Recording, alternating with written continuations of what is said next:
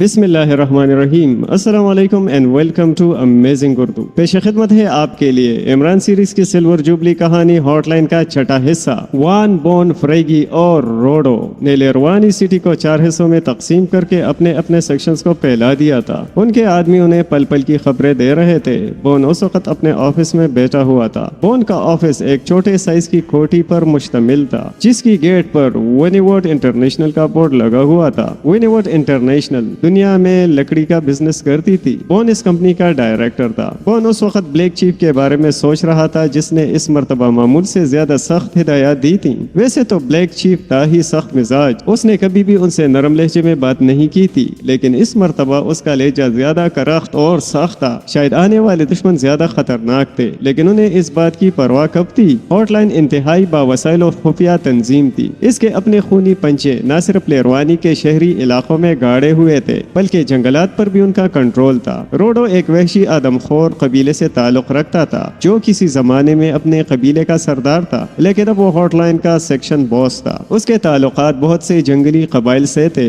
Hot line کے تمام افراد بیڑیے سے زیادہ سفاک تھے۔ وہ انتہائی معمولی بات پر انسان کی گردن کاٹ دیتے تھے۔ خنجر، تیر اور نیزہ چلانے کی تربیت انہیں روڈو دیتا تھا کیونکہ وہ ان فنون میں مہارت رکھتا تھا۔ جدید اسلحہ کی ٹریننگ وہ جدید خطوط پر ہی حاصل کرتے تھے۔ یہی وجہ تھی کہ آج تک ہاٹ لائن کے کسی بھی آدمی کو کبھی معمولی سا نقصان بھی نہیں پہنچا تھا۔ اس کے باوجود بلیک چیف کی طرف سے اس قدر سخت ہدایات اور آنے والے دشمنوں کو بار بار خطرناک کہنا اس کی سمجھ میں نہیں آ رہا تھا۔ شاید بلیک چیف اب بوڑھا ہو گیا ہے، اسی لیے دوسرے ملکوں سے آنے والے دشمنوں سے خوف زدہ ہے، بون نے سوچا، اور پھر وہ کافی دیر تک انہی سوچوں میں ڈوبا رہا۔ اس کی سوچ کے سلسلے کو انٹرکام کی بیل نے توڑا۔ انٹرکام کی بیل بجی تو وہ چونکا اور پھر اس نے ہاتھ بڑھا کر ریسیور اٹھا لیا۔ یس، اس نے ریسیور کان سے لگانے کے بعد انتہائی سخت لہجے میں کہا، باس آپ فوراً کمپیوٹر روم میں آ جائیں۔ دوسری طرف سے کمپیوٹر آپریٹر کی مؤدبانہ آواز سنائی دی۔ ویسے تو کسی کو یہ جرأت نہ تھی کہ وہ بون کو اس طرح بلاتا، لیکن کمپیوٹر آپریٹر کو اس نے ہدایت دی ہوئی تھی کہ اگر چیکنگ میں کوئی اہم واقعہ سامنے آئے تو وہ فوراً بون کو کمپیوٹر روم میں بلا لے۔ انہوں نے کئی مقامات پر خفیہ کیمرے لگائے ہوئے تھے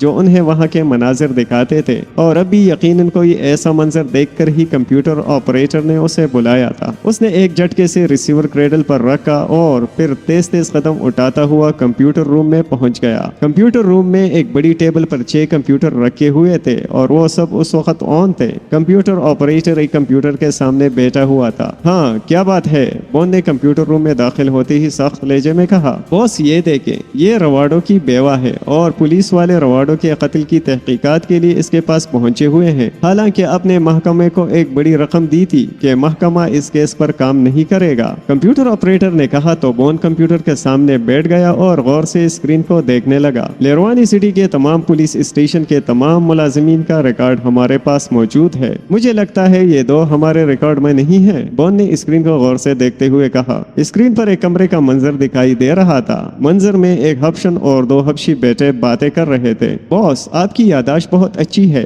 اگر آپ کو یقین ہے کہ یہ پولیس ملازمین نہیں ہے تو پھر یقیناً ایسا ہی ہوگا، کمپیوٹر آپریٹر نے کہا۔ بون نے اس کی بات کا کوئی جواب نہ دیا بلکہ وہ توجہ سے ان کی باتیں سننے لگا۔ وہ تینوں لیروانی کی زبان میں ہی باتیں کر رہے تھے۔ باتیں کرتے کرتے اچانک دونوں مردوں میں سے ایک مرد نے کسی اور زبان میں اپنے ساتھی سے کوئی بات کہی تو بون چونک اٹھا کیونکہ یہ زبان اس کے لیے اجنبی تھی۔ پورے افریقہ میں یہ زبان کہیں بھی نہیں بولی جاتی تھی۔ اوہ یہ اس نے کس زبان میں بات کی ہے؟ بون نے کمپیوٹر آپریٹر سے پوچھا۔ باس میں یہ زبان نہیں جانتا، نہ جانے کس ملک کی ہے، کمپیوٹر آپریٹر نے کہا۔ ان کی اس گفتگو کو سٹل کرو اور کمپیوٹر سے پوچھو کہ یہ کون سی زبان ہے، بون نے سخت لہجے میں کہا۔ یس باس، کمپیوٹر آپریٹر نے کہا اور پھر وہ کی بورڈ پر انگلیاں چلانے لگا۔ چند ہی سیکنڈ میں کمپیوٹر نے ان کے سوال کا جواب دے دیا۔ کمپیوٹر نے بتایا کہ یہ جملہ پاکیشیائی زبان میں بولا گیا ہے اور پاکیشیا براعظم ایشیا کا ایک ملک ہے۔ اوہ لگتا ہے یہ تو وہی دشمن ہے جن سے بلیک چیف نے ہمیں خبردار کیا ہے۔ یہ میک اپ کے اس قدر ماہر ہے کہ یہ بالکل افریقی لگ رہے ہیں، یہاں تک کہ لیروانی کی زبان بھی بول رہے ہیں، بون نے حیرت بھرے لہجے میں کہا۔ واقعی باس بہت حیرت کی بات ہے، کمال ہے، کمپیوٹر آپریٹر نے بھی حیرت بھرے لہجے میں کہا۔ اتفاق سے ہمیں ان کے بارے میں معلوم ہو گیا ہے، اگر یہ اتفاق نہ ہوتا تو کبھی بھی ان تک نہ پہنچ سکتے، بون نے بڑبڑاتے ہوئے کہا، اور ساتھ ہی اس نے اپنی جیب سے سیل فون نکال لیا۔ یہ فون اسے ہاٹ لائن کی جانب سے دیا گیا تھا اور یہ محفوظ ترین बेहतरीन सेल फोन था। सेल फोन निकालकर उसने जल्दी से नंबर्स प्रेस किए तो दूसरी तरफ बेल जाने लगी। बॉन कुर्सी से उठा और कंप्यूटर रूम से बाहर आकर पार्किंग की तरफ बढ़ने लगा। वो बहुत ही तेज कदमों से चल रहा था। Yes, Rodrik speaking. दूसरी तरफ से उसके असिस्टेंट की आवाज आई। इस दौरान बॉन अपनी कार में बैठ चुका था। रोडिक, तुम ब्लैक रोड पर ही हो ना? बॉन ने कार आगे बढ़ते हुए सख्त लहजे में कहा। यस बॉस, मैं अपने साथियों के साथ ब्लैक रोड पर ही हूँ। दूसरी तरफ से रोडिक की आवाज आई। इसी दौरान बॉन की कार सड़क पर आ चुकी थी। सड़क पर आते ही उसने रफ्तार बहुत तेज कर दी। तुमने पिछले दिन रोवाडो का खात्मा किया था, अब तुम उसके घर के करीब पहुंच जाओ। मैं 3-4 मिनट में वहां पहुंच रहा हूं। वहां हमारे दुश्मन मौजूद हैं, हमने उन्हें वहां से अगवा करना है, बॉन ने तेज लहजे में कहा और उसने कॉल मुनक़ते कर दी और कार की रफ्तार मजीद बढ़ा दी। तकरीबन 4 मिनट के बाद वो ब्लैक रोड पर पहुंच गया। मकान नंबर 180 से कुछ पहले फुटपाथ के करीब एक एम्बुलेंस खड़ी हुई थी। इस एम्बुलेंस को देखकर बॉन ने मुतमईन अंदाज में सर हिलाया। फिर उसने एम्बुलेंस से कुछ पहले अपनी कार रोक दी। जैसे ही उसकी कार रुकी, रोडिक उसके कार के करीब आ गया। तुम्हारे पास गैस पिस्टल मौजूद है ना? जैसे ही रोडिक करीब आया, बॉन ने उससे पूछा। यस बॉस, हर किस्म का असलहा हर वक्त हमारे पास मौजूद रहता है, रोडिक ने मुअद्दबाना लहजे में कहा। तुम घर के अकबी तरफ जाओ और अंदर 3-4 कैप्सूल फायर कर दो, बॉन ने उसे हिदायत देते हुए कहा। ओके बॉस, रोडिक ने कहा और फिर वो एक तरफ बढ़ गया। बॉन ने एम्बुलेंस की तरफ देखा। एम्बुलेंस में ड्राइवर के अलावा उसे 2 आदमी और भी दिखाई दिए। एम्बुलेंस का जायजा लेने के बाद बॉन ने रोड का जायजा लिया। रोड पर रूटीन की ट्रैफिक जारी थी और कोई भी खास तौर पर उनकी तरफ मुतवज्जो नहीं था। बॉन की नजरें उस वक्त तक चारों अतराफ में गर्दिश करती रहीं जब तक कि रोडिक वापस ना आया। बॉस, मैंने 4 गैस कैप्सूल अंदर फायर कर दिए हैं, रोडिक ने मुअद्दबाना लहजे में कहा। ओके, अब अंदर का जायजा लेकर आओ, बॉन ने कहा तो रोडिक मकान नंबर 180 की तरफ बढ़ गया। चंद लम्हों बाद उसकी शक्ल दिखाई दी। उसने घर का मेन गेट खोल दिया था। मेन गेट खुलते देखकर एम्बुलेंस और बॉन की कार हरकत में आई। दोनों गाड़ियां रोवाडो के मकान में दाखिल हुई तो रोडिक ने गेट अंदर से बंद कर दिया। बॉस, एक कमरे में 2 आदमी और रोवाडो की बेवा बेहोश पड़े हैं और दूसरे कमरे में बच्चे बेहोश पड़े हुए हैं, रोडिक ने मुअद्दबाना लहजे में कहा तो बॉन ने अस्बात के अंदाज में सर हिला दिया। फिर रोडिक के साथ वो उस कमरे की तरफ बढ़ा जिसमें दोनों अफराद मौजूद थे। रोडिक ने एम्बुलेंस में बैठे हुए अपने साथियों को भी अपने पीछे आने का इशारा किया। कमरे में दाखिल होकर बॉन ने कमरे का जायजा लिया। भारी जसामत और तवीलुल क़ामत आदमी तो फर्श पर गिरा हुआ था, जबकि दूसरा आदमी कुर्सी पर बैठे बैठे बेहोश हो गया। रोवाडो की बेवा भी कुर्सी पर बैठे बैठे बेहोश हो गई थी। उन दोनों आदमियों को उठाकर एम्बुलेंस में डाल दो, रोडिक ने अपने साथियों से कहा तो उसके तीनों साथी बेहोश अफराद की तरफ बढ़े। दोनों ने भारी जसामत वाले को उठाना चाहा लेकिन वो दोनों उसे न उठा सके, तो तीसरा जो कि कुर्सी वाले आदमी की तरफ बढ़ा था वो भी उनके साथ शामिल हो गया। उन तीनों ने बमुश्किल उस भारी जसामत वाले को उठाया, जबकि रोडिक ने कुर्सी पर पड़े हुए नौजवान को उठा लिया और फिर वो एम्बुलेंस में पहुंच गए। रोडिक ने ही एक बार फिर मकान का गेट खोला और दोनों गाड़ियां मकान से बाहर आ गईं। अब उन्होंने मकान का गेट खुला रहने दिया। सेक्शन ऑफिस पहुंचकर उन्होंने बेहोश अफराद को टॉर्चर रूम में पहुंचा दिया। उन्हें रोड्स वाली कुर्सियों पर जकड़ दो, बॉन ने तहक्कुमाना लहजे में कहा तो बेहोश अफराद को रोड्स वाली कुर्सियों पर जकड़ दिया गया। मेकअप वॉशर लाकर इनके मेकअप साफ करो, बॉन ने रोडिक को एक हुक्म दिया। यस बॉस, रोडिक ने मुअद्दबाना लहजे में कहा और फिर एक अलमारी की तरफ बढ़ गया। अलमारी से वो एक जदीद मेकअप वॉशर निकाल लाया, लेकिन जैसे ही वो बेहोश अफराद के करीब पहुंचा वो चौंक पड़ा। बॉस, इसे तो होश आ रहा है, रोडिक ने हैरत भरे लहजे में कहा। दोनों बेहोश अफराद में से एक को होश आ रहा था और ये उनके लिए हैरत की बात थी क्योंकि ये दोनों गैस से बेहोश हुए थे और जब तक इन्हें एंटी गैस इंजेक्शन ना लगते उन्हें होश में नहीं आना चाहिए था। एंटी गैस इंजेक्शन लगे बगैर ये कैसे होश में आ रहा है, बॉन ने भी हैरत भरे लहजे में कहा। बॉस, इसी बात पर तो मुझे भी हैरत हो रही है, रोडिक ने मुअद्दबाना लहजे में कहा। थोड़ी ही देर में स्मार्ट सा नौजवान होश में आ गया, जबकि तवीलुल क़ामत और ग्रांडील अफ्रीकी बदस्तूर बेहोश था। रोडिक, पहले तो तुम इसका मेकअप वॉश करो, गपशप हम इससे बाद में करेंगे, बॉन ने तहक्कुमाना लहजे में कहा तो रोडिक ने मेकअप वॉशर होश में आने वाले नौजवान के चेहरे पर लगाकर बटन प्रेस कर दिया। मेकअप वॉशर से घू घू की आवाजें आने लगी। तकरीबन 19 मिनट बाद रोडिक ने वॉशर हटाया तो वो दोनों ही हैरत से उछल पड़े। ओह ओह, ये तो मेकअप में भी नहीं है, बॉन ने नौजवान को पटी पटी आंखों से देखते हुए कहा। क्या मतलब है, क्या मैं औरत हूँ जो मेकअप करूंगी? नहीं करूंगा, करूंगा या करूंगा? ओहो, ये बात कहकर तुमने मुझे किस उलझन में डाल दिया है? नॉनसेंस, तुम कौन हो और तुमने मुझे इस तरह क्यों बांधा हुआ है? तुम शायद मुझे जानते नहीं, मैं खुफिया पुलिस में ASP हूँ। मैंने तुम्हें जेल में डाल दिया तो तुम्हारी सारी उम्र जेल में गुजर جائے گی؟ اس نوجوان نے جو کہ عمران تھا پہلے تو الجھے ہوئے لہجے میں کہا اور پھر اس نے دھمکی دیتے ہوئے کہا۔ بون کو اس کی دھمکی کی تو پرواہ تھی ہی نہیں، وہ پولیس والوں کو یا تو خرید لیتے تھے یا پھر اس طرح غائب کر دیتے کہ ان کا نام و نشان تک نہیں ملتا تھا۔ اسے تو صرف حیرت ہو رہی تھی، ان دونوں نے انہیں کئی بار حیرت سے دوچار کیا تھا۔ وہ انہیں غیر ملکی سمجھ کر لائے تھے لیکن یہ افریقی ہی تھے۔ مسٹر کیا نام ہے تمہارا؟ بون نے کرخ لہجے میں عمران سے کہا۔ میرا نام بونڈے ہے اور میں لاشا قبیلے سے تعلق رکھتا ہوں۔ یہ جوزو ہے، لاشا قبیلے کا پرنس۔ عمران نے اپنا تعارف کرایا اور پھر جوزو کا بھی تعارف کرا دیا۔ تم جو کوئی بھی ہو ہمیں اسے غرض نہیں ہے، تم صرف یہ ذہن میں رکھو کہ اس وقت تم انتہائی خطرناک جگہ پر قید ہو، یہاں سے تمہاری روح تو فرار ہو سکتی ہے لیکن تم نہیں۔ ہم وہ لوگ ہیں جو اپنے دشمنوں کو قیمے میں بدل دیتے ہیں اور پھر یہ قیمہ آدم خور قبائل میں پہنچا دیتے ہیں۔ بون نے خوفناک لہجے میں کہا۔ ہمارا لاشا قبیلہ بھی آدم خور قبیلہ ہے لیکن ہم کئی سال پہلے اپنے قبیلے کو چھوڑ کر جدید دنیا کے ایک آدمی کے ساتھ جدید دنیا میں آ گئے تھے اور ہم نے آدم خوری بھی چھوڑ دی تھی، لہٰذا تم ہمیں آدم خور وحشیوں سے نہ ڈراؤ۔ عمران نے اس مرتبہ منہ بناتے ہوئے کہا تو بون کی آنکھوں میں الجھن کے تاثرات ابھر آئے۔ دیکھو اپنے بارے میں سچ سچ بتا دو کہ تم کون ہو ورنہ ابھی تمہاری روح بھی چیختی چلاتی ہوئی دکھائی دے گی۔ بون نے اس مرتبہ نہایت ہی کرخت لہجے میں کہا۔ پہلے تو تم اسے ہوش میں لے آؤ، عمران نے جوزف کی طرف اشارہ کرتے ہوئے کہا۔ روڈک اسے ہوش میں لے آؤ، بون نے حکم دیتے ہوئے کہا۔ اوکے باس، روڈک نے کہا اور ایک مرتبہ پھر الماری کی طرف بڑھ گیا۔ اس مرتبہ وہ ایک انجیکشن تیار کر کے لایا اور اس نے وہ انجیکشن جوزف کو لگا دیا۔ اسے ابھی ہوش آ جائے گا، تم میرے سوالوں کا جواب دو،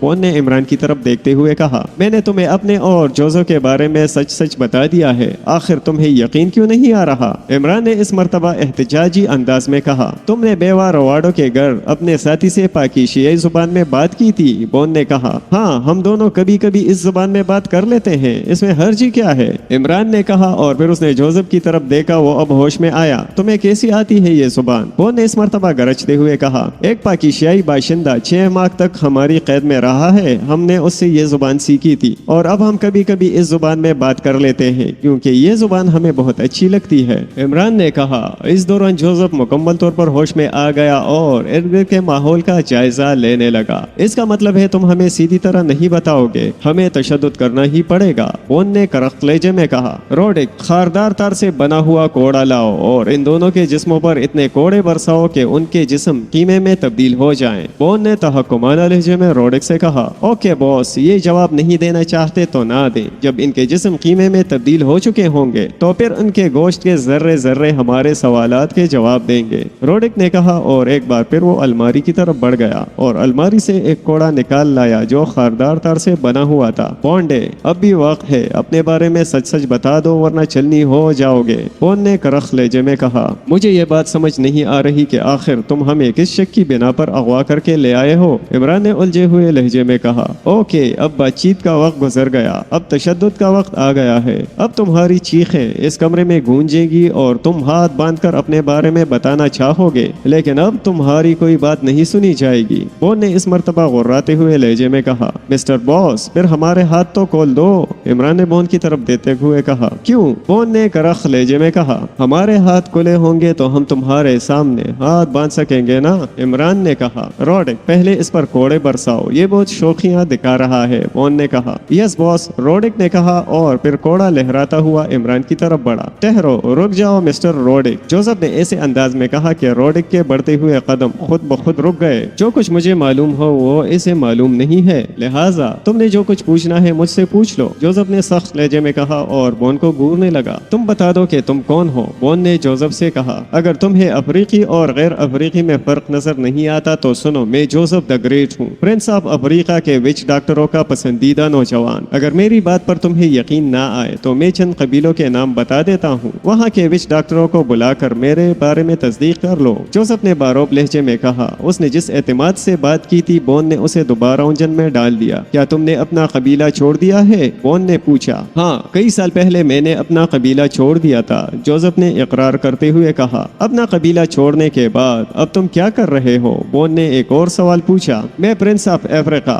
وچ ڈاکٹروں کا پسندیدہ نوجوان، صرف وحشی انسان ہی نہیں، وحشی جانور بھی مجھے دیکھ کر راستہ بدل لیتے تھے، میں اس شخص کا غلام ہوں اور یہ میرا آقا ہے، یہ جو حکم دیتا ہے میں اس پر عمل کرتا ہوں کیونکہ یہ بہت گریٹ انسان ہے، جوزف نے کہا۔ تو بون نے منہ بنا لیا۔ جس طرح جوزف نے اس کے سوالوں کے جواب دینے شروع کیے تھے، بون کو امید تھی کہ وہ کوئی کام کی بات بتائے گا، لیکن جوزف نے اسے کام کی کوئی بات نہ بتائی۔ روڈک، یہ واقعی افریقی ہیں، ہم سے غلطی ہوئی ہے اور ہم نے ان پر بہت وقت ضائع کر دیا ہے۔ تم ان پر ہنٹر برسانے کے بجائے انہیں گولیاں مار دو اور ان کی لاشوں کو کسی فٹ پاتھ پر پھینک دینا۔ اگر یہ واقعی خفیہ پولیس کے آدمی ہے تو خفیہ پولیس انہیں اٹھا کر لے جائے گی، بون نے بیزار سے لہجے میں کہا۔ روڈک نے ہنٹر اپنے ایک ساتھی کی طرف اچھال دیا اور پھر اس نے جیب سے مشین پسٹل نکال لیا، لیکن اس سے پہلے کہ وہ اس کا رخ عمران اور جوزف کی طرف کرتا، جوزف نے فولادی راڈز پوری قوت صرف کر دیے اور راڈز کرسیوں سے الگ ہو گئے۔ یہ منظر بون، روڈک اور اس کے ساتھیوں کے لیے حیران کن تھا۔ حیرت نے انہیں پتھر کا مجسمہ بنا دیا۔ جوزف ایک جھٹکے سے کرسی سے اٹھا اور پھر اس نے روڈک پر چھلانگ لگا دی، کیونکہ روڈک واحد آدمی تھا جس کے ہاتھ میں مشین پسٹل تھا۔ حیرت کے جھٹکے سے نکل کر وہ کسی بھی لمحے ان پر فائر کر سکتا تھا، لہٰذا اس سے پہلے اسے قابو کرنا ضروری تھا۔ جوزف چھلانگ لگا کر روڈک پر جا گرا تو وہ دونوں فرش پر گر گئے۔ بون روڈک کے قریب ہی کرسی پر بیٹھا ہوا تھا، اسی لیے جوزف نے گرتے گرتے اس پر بھی ٹانگ چلا دی۔ وہ کرسی سمیت الٹ کر فرش پر گرا۔ نیچے گرتے گرتے جوزف نے روڈک کے ہاتھوں سے مشین پسٹل بھی چھین لیا۔ یہ ساری کارروائی محض پلک چپکنے میں ہی ہو گئی۔ روڈک جوزف کے نیچے آ گیا اور اسے یوں محسوس ہونے لگا جیسے وہ کسی پہاڑ کے نیچے آ گیا ہو۔ بون اور روڈک نیچے گرے تو کمرے میں موجود ان کے دیگر ساتھیوں کو ہوش آ گیا۔ وہ تیزی سے جوزف کی طرف بڑھے۔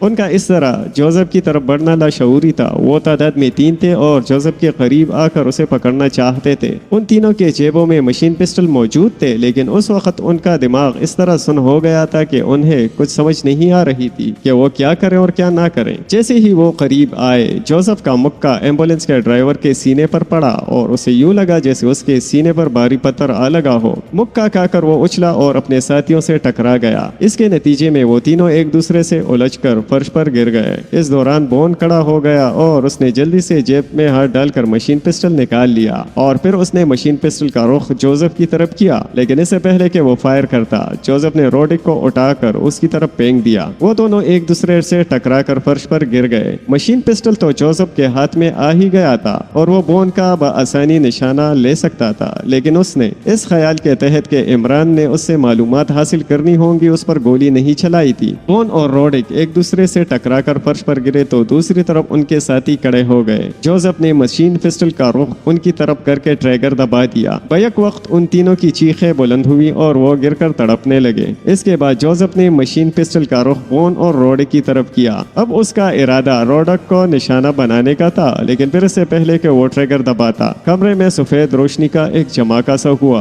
اور جوزف کو ایسا محسوس ہوا جیسے وہ پتھر کا بت بن گیا ہو، سوائے آنکھوں کے اس کے باقی تمام اعضاء سن ہو کر رہ گئے تھے۔ پیارے دوستو، آپ سے ریکویسٹ ہے کہ اگر آپ ہمارے چینل پر نئے ہیں تو پلیز ہمارے چینل کو سبسکرائب کریں اور ہماری ویڈیوز کو شیئر کریں تاکہ آپ کی مدد سے ہمارا چینل مونیٹائز ہو سکے۔ شکریہ۔ کرنل ڈیوڈ کی ٹیم میں ایکشن گروپ کے 8 افراد شامل تھے۔ ایکشن گروپ کے فائٹرز کی خصوصی تربیت ایکریمیا اور کافرستان میں ہوئی تھی۔ ایکشن گروپ کے علاوہ اس ٹیم میں کرنل ڈیوڈ خود اور لیڈی ٹینا بھی شامل تھی۔ وہ اس وقت لیروانی کی ڈون کالونی کی کوٹھی نمبر 55 کے ایک کمرے میں موجود تھے۔ کرنل ڈیوڈ اور ٹینا صوفوں پر بیٹھے ہوئے تھے جبکہ فائٹرز ان کے قریب ہی کھڑے تھے۔ اسرائیل میں بھی ہم نے معلومات حاصل کرنے کی کوشش کی ہے، لیکن ہمیں سائنسدانوں کے بارے میں کوئی بات معلوم نہیں ہو سکی۔ لیروانی میں بھی میں نے یہ کوشش کی ہے، لیکن اس کا کوئی خاطر خواہ نتیجہ برآمد نہیں ہوا۔ کرنل ڈیوڈ نے اپنی عادت کے خلاف نرم لہجے میں ٹینا سے کہا، باس اگر آپ ناراض نہ ہو تو میں ایک رائے دوں۔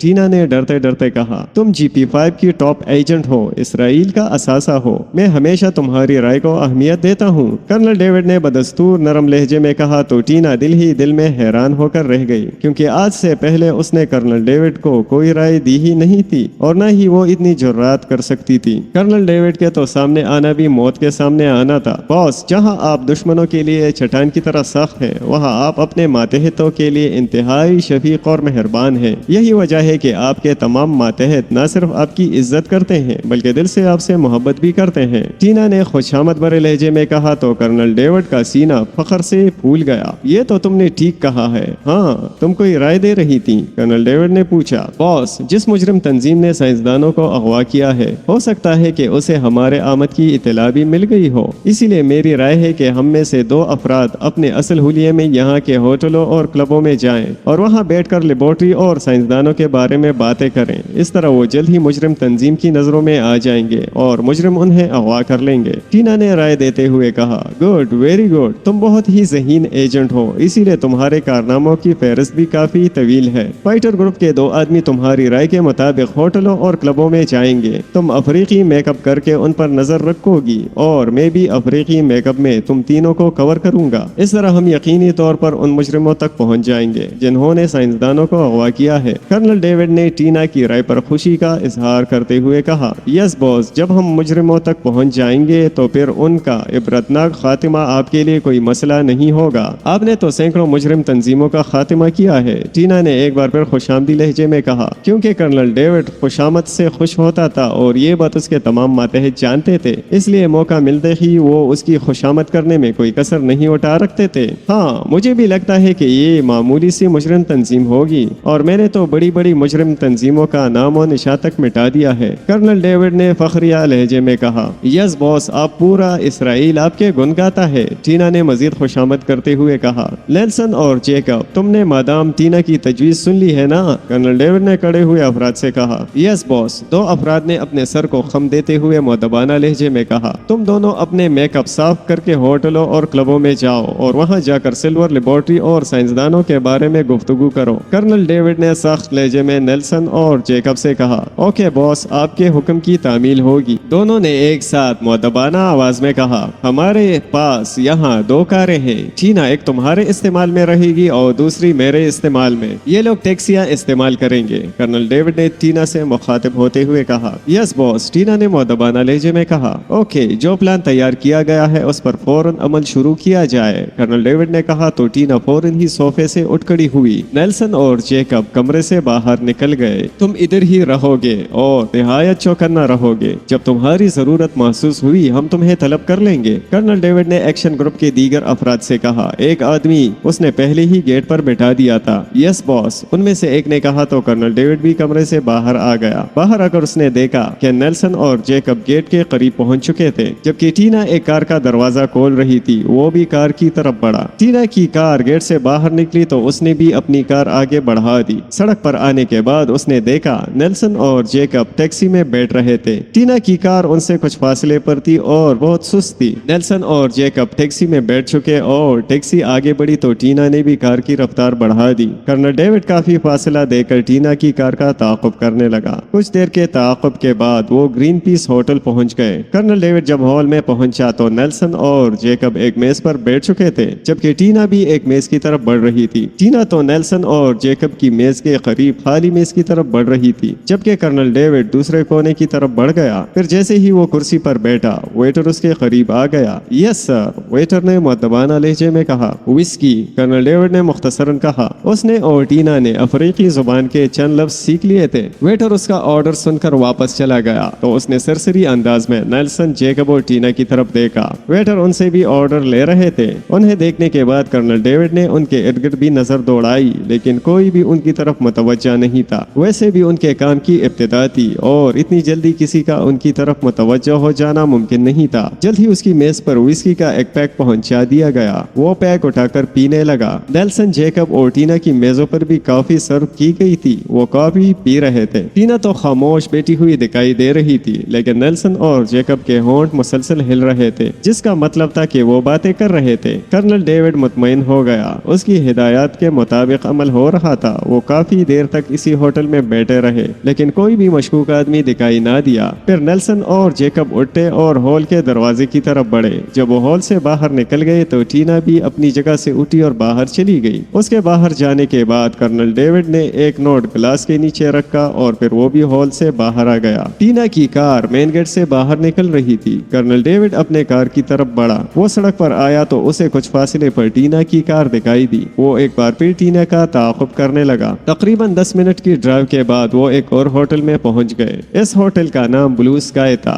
अब चूंकि खाने का वक्त हो चुका था, इसीलिए नेल्सन, जेकब और टीना की मेजों पर खाना सर्व किया जा रहा था। कर्नल डेविड ने भी खाने का ऑर्डर दे दिया। खाने के बाद जेकब उठकर बाथरूम की तरफ गया। गालिबन वो हाथ धोने गया था। कर्नल डेविड ने खाने के बाद चाय का ऑर्डर दे दिया। उसे चाय सर्व कर दी गई, लेकिन जेकब अभी तक वापस नहीं आया। कर्नल डेविड ने देखा कि नेल्सन रेस्ट वॉच में वक्त देख रहा था। फिर वो भी उठकर बाथरूम की तरफ गया। कर्नल डेविड ने चाय का कप उठा कर मुंह से लगाया। नेल्सन को भी बाथरूम की तरफ गए 5 मिनट हो गए और वो भी वापस ना आया। कर्नल डेविड ने टीना की तरफ देखा। टीना की आंखों में तशवीश के तासुरात उसे दूर ही से नजर आ गए। फिर मजीद 1-2 मिनट गुजरने के बाद टीना भी उठकर बाथरूम की तरफ गई। वो 2 मिनट बाद वापस ही आ गई, लेकिन नेल्सन और जैकब अभी तक वापस नहीं आए थे। हाँ, इस होटल का ताल्लुक मुजरिमों से है, कर्नल डेविड ने सोचा और फिर उसे यकीन हो गया। उसने टीना की तरफ देखा तो वो उसी की तरफ देख रही थी। कर्नल डेविड ने उसे बाहर चले जाने का इशारा किया। इस इशारे के बाद टीना ने वेटर को बुलाया। कर्नल डेविड ने भी वेटर को बिल लाने का इशारा किया। थोड़ी देर बाद वो दोनों इसी होटल से बाहर आ चुके थे। कुछ दूर जाकर उन्होंने फुटपाथ के करीब कारें रोक ली। दोनों ने ही अपने इर्द गिर्द का जायजा लिया, कोई भी उनकी तरफ मुतवज्जा नहीं था। टीना अपनी कार से उतरकर कर्नल डेविड की कार में आ गई। बॉस, मुझे यकीन है कि ब्लू स्काई का मुजरिमों से गहरा ताल्लुक है और हमारे साथी अगवा हो चुके हैं। टीना ने कहा, वो तो नजर आ रहा है, अब हमें इस होटल के किसी मुलाजिम को अगवा करके उससे मालूमात हासिल करनी है। कर्नल डेविड ने कहा, यस बॉस, आप जो हुक्म दे। टीना ने मुअद्दबाना लहजे में कहा, तुम यूरोपियन मास्क मेकअप करके दोबारा उसी होटल में जाओ, मैं भी मेकअप करके वहां जा रहा हूँ, अब तुम मुझ पर नजर रखोगी। कर्नल डेविड ने टीना को हिदायत देते हुए कहा, यस बॉस, आपने बिल्कुल दुरुस्त फैसला किया है। टीना ने बदस्तूर मुअद्दबाना लहजे में कहा। इसके बाद वो कर्नल डेविड की कार से उतरकर अपनी कार में आ बैठी। कार में बैठकर वो मास्क मेकअप करने लगी। जब वो मेकअप से फारिग हुई तो उसने कर्नल डेविड की कार की तरफ देखा। कर्नल डेविड की कार आगे बढ़ रही थी। जब कर्नल डेविड की कार काफी आगे बढ़ गई तो टीना ने भी कार आगे बढ़ा दी। होटल ब्लू स्काई की पार्किंग में पहुंचकर कर्नल डेविड ने कार रोकी तो पार्किंग बॉय तेजी से भागता हुआ उसकी कार के करीब आ गया। उसने एक कार्ड कर्नल डेविड की तरफ बढ़ाया। ये बताओ कि इस होटल के मैनेजर का क्या नाम है? कर्नल डेविड ने यूरोपियन जुबान में पार्किंग बॉय से कहा और उसके साथ ही उसने एक नोट भी उसकी तरफ बढ़ाया। पार्किंग बॉय ने फौरन ही नोट झपटकर जेब में डाल दिया। मिस्टर एशले इस होटल के मैनेजर भी हैं और मालिक भी, पार्किंग बॉय ने कहा। मिस्टर एशले इस वक्त अपने ऑफिस में हैं। कर्नल डेविड ने पार्किंग बॉय से दूसरा सवाल पूछा। नो सर, वो देर से होटल में आते हैं, इस वक्त तो वो अपने बंगले पर होंगे, पार्किंग बॉय ने कहा। ओह, मैंने तो उनसे फौरी मिलना है, बहुत बहुत जरूरी काम है, कर्नल डेविड ने कहा और साथ ही एक नोट और भी उसकी तरफ बढ़ा दिया। सर, उनका बंगला साउथ कॉलोनी में है और नंबर है 11, पार्किंग बॉय ने कहा। थैंक यू, कर्नल डेविड ने कहा और फिर उसने कार पार्किंग बॉय को वापस करके कार को बैक किया। थोड़ी देर बाद उसकी कार दोबारा सड़क पर आ गई थी। यहाँ आते ही उसने लेरवानी सिटी का तफसीली नक्शा गौर से देख लिया था और ये नक्शा उसके जहन में नक्श हो गया था। साउथ कॉलोनी साउथ रोड पर थी। 5 मिनट बाद वो साउथ रोड पर आ गया। इसी दौरान उसने कई बार पीछे नजर डाली थी। टीना की कार बराबर उसके ताक़ुब में थी। मजीद 2 मिनट बाद वो साउथ कॉलोनी पहुंच गया। साउथ कॉलोनी में बड़े और जदीद बंगले थे। इस कॉलोनी में ज्यादातर गैर मुल्की अफराद रहते थे। मकामी आबादी में ज्यादा तादाद मुतवसत और गरीब तबके की थी। तकरीबन 20% मकामी आबादी अमीरों की थी। बाकी अमरा का ताल्लुक गैर ममालिक से था। लेरवानी में ज्यादा कारोबार लकड़ी का था। इसके अलावा लेरवानी के पहाड़ों में सोने की कानें भी थी। सोने की कानों के अलावा कीमती पत्थरों की कानें भी लेरवानी में मौजूद थी। लेकिन इसके बावजूद लेरवानी की मकामी आबादी का ज्यादा हिस्सा गुर्बत की जिंदगी गुजार रहा था और इसी वजह ये थी कि अमीर तबके ने तमाम वसाइल पर कब्जा किया हुआ था। लकड़ी, सोने और कीमती पत्थरों के बिजनेस की वजह से गैर मुल्की अफराद की तादाद लेरवानी में बहुत ज्यादा इजाफा हो गया था। कोठी नंबर 11 को ट्रेस करने में उसे ज्यादा वक्त ना लगा। उसने बंगले के गेट पर कार रोकी और नीचे उतरकर कॉल बेल के बटन पर उंगली रखी तो चंद लम्हों बाद गेट की जेली खिड़की खुली और एक मुसल्ला अफ्रीकी की शक्ल दिखाई दी। यस सर, अफ्रीकी ने कर्नल डेविड को गौर से देखते हुए मुअद्दबाना लहजे में कहा। मेरा नाम लॉर्ड जैक्सन है और मैं होटल टॉप हिल्स का मालिक हूँ। मुझे मिस्टर एशले से मिलना है, कर्नल डेविड ने अपना फर्जी नाम बताते हुए कहा। ओके सर, मैं उन्हें इत्तला करता हूँ, आप जरा इंतजार करें, अफ्रीकी ने कहा और वो वापस चला गया। कर्नल डेविड वहीं खड़ा रहा। इस तरह इंतजार करना और इस लहजे में बात करना उसकी फितरत के खिलाफ था, लेकिन उस वक्त चूंकि वो मिशन पर था इसीलिए उसने खुद को तब्दील कर लिया था। उसे इंतजार करते हुए तकरीबन 3 मिनट गुजर गए तो अफ्रीकी वापस आ गया। तशरीफ लाइए सर, अफ्रीकी ने मुअद्दबाना लहजे में कहा और उसके साथ ही उसने गेट खोल दिया। कर्नल डेविड कार में वापस बैठा और फिर वो बंगले में दाखिल हो गया। गेट के करीब 3 आदमी और भी दिखाई दिए, लेकिन ये तीनों यूरेशियन थे और तीनों मशीन गनों से मुसल्लह थे। सर, अगर आपके पास असलहा है तो यहाँ जमा करा दीजिए, वापसी पर ले लीजिएगा, एक यूरोपियन ने کہا۔ کرنل ڈیوڈ نے ایک دو لمحوں کے لیے کچھ سوچا اور پھر اس نے جیب میں سے مشین پسٹل نکال کر اسے دے دیا۔ Thank you sir. ٹائیگر، سر کو ڈرائنگ روم تک چھوڑ آؤ۔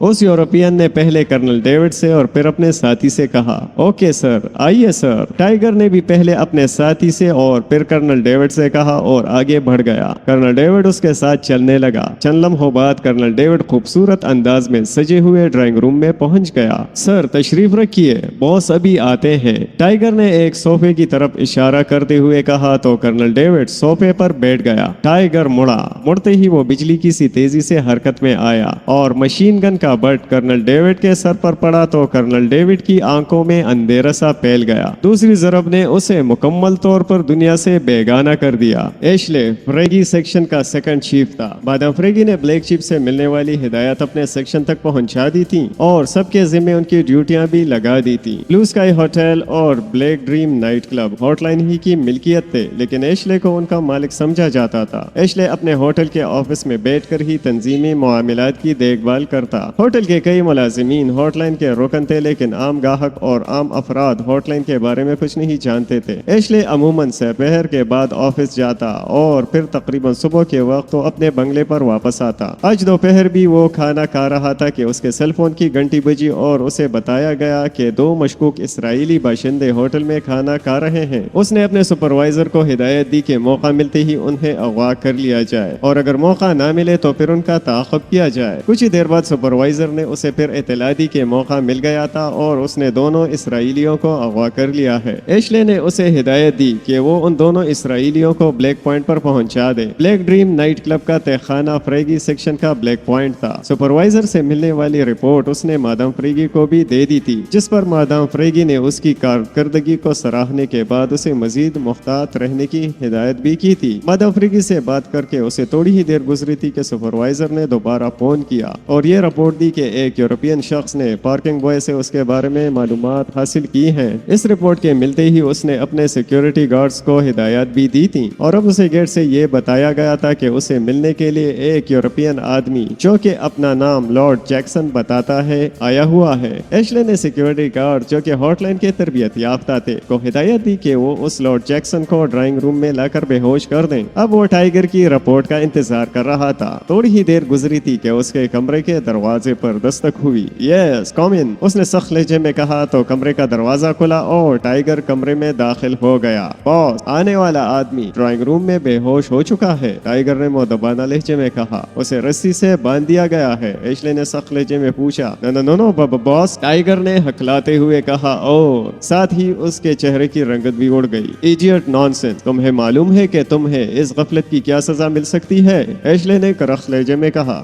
سوری باس، معاف کر دے، ٹائیگر نے لرزتے ہوئے لہجے میں کہا۔ اب جاؤ اور اسے باندھو اس سے پہلے کہ وہ ہوش میں آ کر فرار ہونے کی کوشش کرے، ایشلے نے کہا۔ یس باس، اوکے باس، ٹائیگر نے کہا اور پھر وہ تیزی سے مڑا۔ سنو، جیسے ہی وہ مڑا ایشلے نے اسے آواز دی تو وہ رک گیا اور اس نے ایشلے کی طرف دیکھا۔ میں بھی تمہارے ساتھ چلتا ہوں، ایشلے نے کہا اور پھر وہ اپنی جگہ سے کھڑا ہو گیا۔ لارڈ جیکسن، یقیناً یہ اس کا فرضی نام ہے، لیکن کوئی بات نہیں، بلیک پوائنٹ پر یہ سب کچھ سچ بتا دے گا۔ ایشلے نے ڈرائنگ روم میں آ کر بے ہوش آدمی کا جائزہ لیتے ہوئے کہا۔ ٹائیگر نے ڈرائنگ روم میں موجود ایک میز کی دراز کھول کر رسی کا ایک بنڈل نکالا اور بے ہوش آدمی کے ہاتھ پشت پر کر کے باندھ دیے۔ تم اسے بلیک پوائنٹ پر پہنچاؤ، اس کے دو ساتھی پہلے بھی بلیک پوائنٹ پر پہنچ چکے ہیں، میں مادام فریگی کو رپورٹ کرتا ہوں، ایشلے نے ٹائیگر کو ہدایت دیتے ہوئے کہا اور پھر وہ ڈرائنگ روم سے نکل کر واپس اپنے بیڈ روم میں آ گیا۔ بیڈ روم میں آ کر اس نے سیل فون پر مادام کے نمبرز پریس کیے تو دوسری طرف بیل جانے لگی۔ یس فریگی اسپیکنگ، دوسری طرف سے کال ریسیو ہونے کے بعد مادام فریگی کی آواز سنائی دی۔ مادام، ہم نے ایک اور مشکوک آدمی کو گرفتار کیا ہے، ایشلے نے مؤدبانہ لہجے میں کہا۔ کیسے؟ تفصیلی رپورٹ دو۔ دوسری طرف سے مادام فریگی کی سخت آواز سنائی دی۔ مادام، یہ شخص ہوٹل سے اغوا کیے جانے والے افراد کا ساتھی ہے، کیونکہ ان آدمیوں کے اغوا ہونے کے بعد یہ ہوٹل کے پارکنگ بوائے سے میرے بارے میں پوچھ گچھ کر رہا تھا۔ مجھے رپورٹ ملی تو میں نے اسے بھی اغوا کرا لیا اور اب میں نے اسے بھی بلیک پوائنٹ پر بھیج دیا ہے۔ ایشلے نے بدستور مؤدبانہ لہجے میں کہا۔ ایشلے جان بوجھ کر یہ بات چھپا گیا تھا کہ پکڑے جانا والا آدمی اس کے بنگلے تک پہنچ گیا تھا۔ اگر وہ یہ بات مادام فریگی کو بتا دیتا تو وہ لازماً ناراض ہوتی۔ جتنی آسانی سے یہ افراد پکڑے جا رہے ہیں اس سے تو یہی معلوم ہوتا ہے کہ یہ عام سے لوگ ہیں۔ بلیک چیف نے خواہ مخواہ ہی ان کی تعریف کر دی ہے۔ دوسری طرف سے مادام فریگی کی آواز سنائی دی۔ مادام، آپ کی رائے بالکل درست ہے۔ جس قدر آسانی سے یہ پکڑے گئے ہیں اتنی آسانی سے تو چوہے بھی نہیں پکڑے جاتے۔ ایشلے نے مادام فریگی کی تائید کرتے ہوئے کہا۔ اوکے،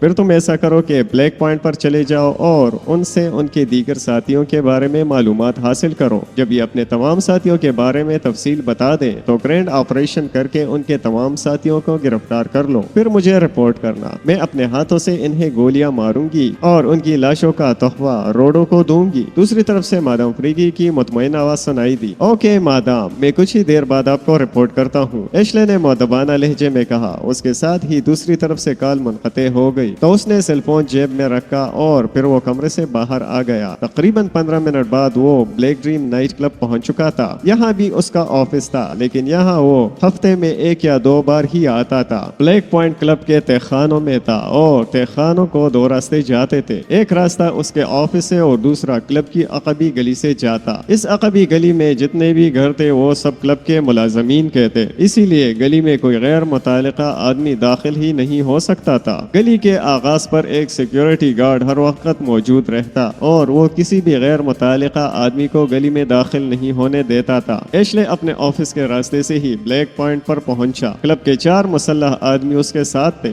جبکہ ٹرائیگر بھی اپنے ایک ساتھی کے ساتھ وہاں موجود تھا۔ ٹارچر روم میں 3 کرسیوں پر 3 آدمی بندے ہوئے تھے۔ ان میں سے ایک تو ایشلے نے پہلے ہی دیکھ لیا تھا، وہ اس وقت ہوش میں تھا۔ ایشلے نے باقی 2 افراد کو بھی غور سے دیکھا، وہ ابھی تک بے ہوش تھے۔ اباڈا، یہ ہوش میں نہیں آئے؟ ایشلے نے کلب کے ایک آدمی سے پوچھا جو کہ بلیک پوائنٹ کا انچارج بھی تھا۔ باس، انہیں گیس سے بے ہوش کیا گیا تھا، اسی لیے یہ اینٹی گیس انجیکشن لگنے کے بعد ہی ہوش میں آئیں گے۔ اباڈا نے مؤدبانہ لہجے میں کہا۔ لگاؤ انہیں اینٹی گیس انجیکشن، ایشلے نے اباڈا سے کہا اور اس نے اپنے بنگلے سے گرفتار ہونے والے آدمی کی طرف دیکھا۔ وہ بھی ایشلے کو غور سے دیکھ رہا تھا۔ تو تمہارا نام لارڈ جیکسن ہے؟ ایشلے نے اس کی آنکھوں میں دیکھتے ہوئے کہا۔ تم لوگ مہمانوں سے یہی سلوک کرتے ہو؟ لارڈ جیکسن جو کہ کرنل ڈیوڈ تھا نے غصیلے لہجے میں کہا۔ مہمان، ہا ہا ہا، یہ بھی تم نے خوب کہی، مہمان، ایشلے نے قہقہہ لگاتے ہوئے کہا۔ تو تم میرے بارے میں کیا جانتے ہو؟ کون ہوں میں؟ کرنل ڈیوڈ نے منہ بناتے ہوئے کہا۔ کرنل ڈیوڈ سیکرٹ فیلڈ کا تجربہ کار ایجنٹ تھا۔ وہ اپنے ہی انداز میں ایشلے سے معلومات حاصل کرنا چاہتا تھا۔ میں اتنا ہی جانتا ہوں کہ تم ہمارے دشمن ہو، ایشلے نے تنزیہ لہجے میں کہا۔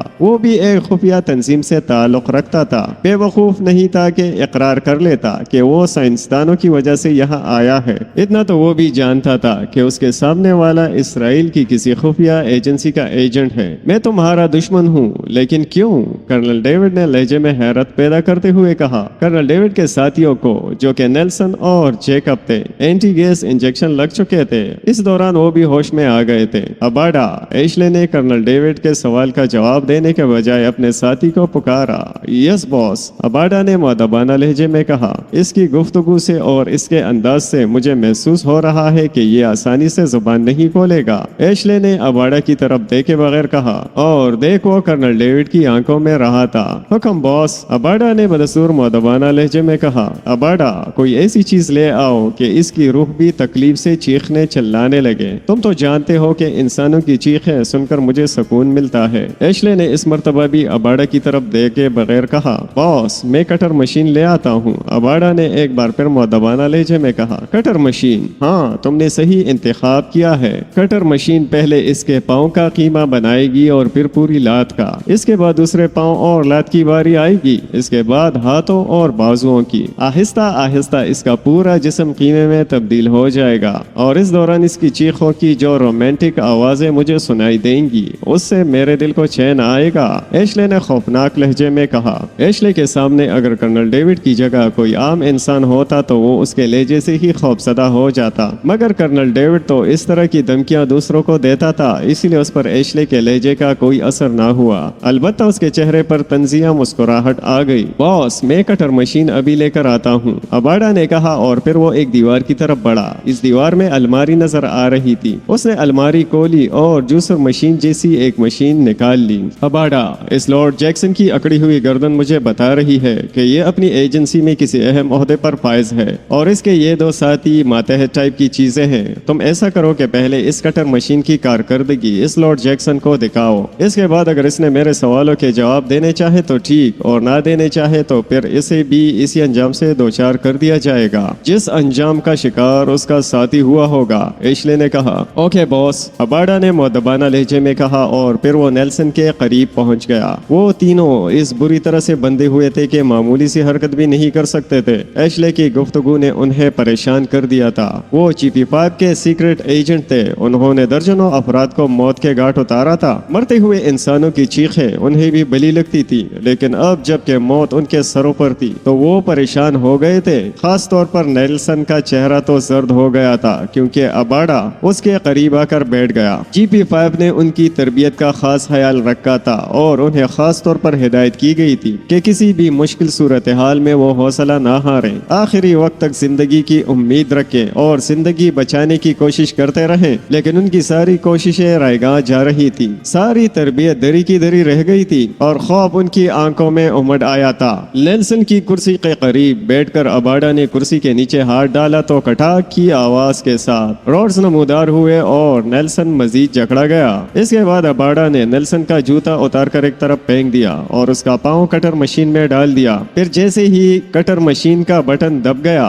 नेल्सन की दिलखराश चीखों से तहखाना गूंजने लगा। कटर मशीन का ऊपरी हिस्सा जग की तरह शफाफ था। वो शफाफ हिस्सा खून से भरने लगा और इस खून में गोश्त के छोटे छोटे टुकड़े भी दिखाई दे रहे थे। ये हमारा बॉस है, इसका नाम कर्नल डेविड है, नेल्सन ने चीखें मारते हुए कहा। होता रहे बॉस, मुझे इससे क्या फर्क पड़ता है, एशले ने मुंह बनाते हुए कहा। इसे सब मालूम होगा, ये तुम्हारे सारे सवालों का जवाब देगा, नेल्सन ने बदस्तूर चीखते हुए कहा। तुम्हारा बॉस कटर मशीन की कारकर्दगी तो देख ले, फिर इसे हटा देंगे, एशले ने तंजिया लहजे में कहा। उसी लम्हे नेल्सन चीखें मारते हुए बेहोश हो गया जबकि कटर मशीन का जग वाला हिस्सा खून और गोश्त के छोटे छोटे टुकड़ों से भर चुका था। एशले के चेहरे पर वहशत और बर्बरियत जबकि कर्नल डेविड के चेहरे पर गुस्से के तासुरात थे। कर्नल डेविड ने अपनी जिंदगी में सैकड़ों अफराद पर तशद्दुद किया था, लेकिन इस तरह किसी इंसान को कीमे में तब्दील नहीं किया था। एशले, तुम्हारा अंजाम बहुत ही भयानक होगा,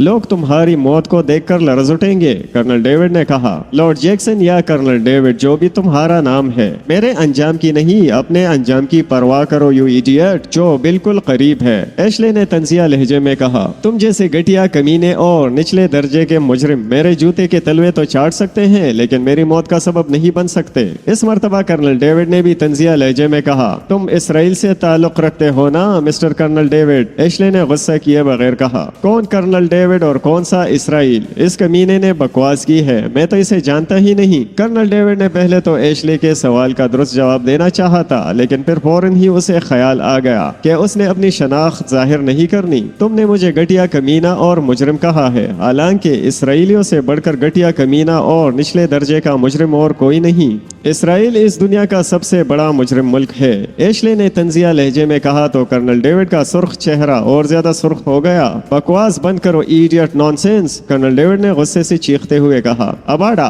इसके गुस्से ने तो ये साबित कर दिया है कि ये इसराइली है, लेकिन ये ढीठ मिट्टी से बना हुआ है, अभी ये मेरे सवालों का जवाब देने पर आमादा नहीं हुआ। अब ऐसा करो कि ये कटर मशीन इसी के पैर पर फिट कर दो, मैं देखता हूँ कि इस कर्नल डेविड की कुव्वत बर्दाश्त किस कदर है, एशले ने मुस्कुराते हुए कहा। उसने कर्नल डेविड को गुस्सा दिलाकर ये मालूम कर लिया था कि ये तीनों इसराइली ही हैं। ओके बॉस, अबाडा ने मुअद्दबाना लहजे में कहा। अबाडा अपनी शक्ल सूरत से किसी वहशी कबीले का दिखाई दे रहा था और उस वक्त उसके चेहरे पर मौजूद वहशियाना चमक उसे खूनख्वार बना रही थी। उसने वहशियाना अंदाज में मुस्कुराते हुए कर्नल डेविड की तरफ देखा तो कर्नल डेविड के दिल की धड़कन तेज हो गई। तशद्दुद के दौरान उसके हाथों बेशुमार लोग मारे गए थे। उस वक्त उसे एहसास नहीं होता था कि मौत है है क्या चीज। अब मौत उसके सर पर आ गई थी तो उसे महसूस हो रहा था कि मौत तो इंतहाई जालिम चीज है जो इंसान की जिंदगी जैसी हसीन चीज से महरूम कर देती है। उसके दिल में अभी जीने की तमन्ना थी, लेकिन वो उन मुजरिमों के सामने झुकना नहीं चाहता था।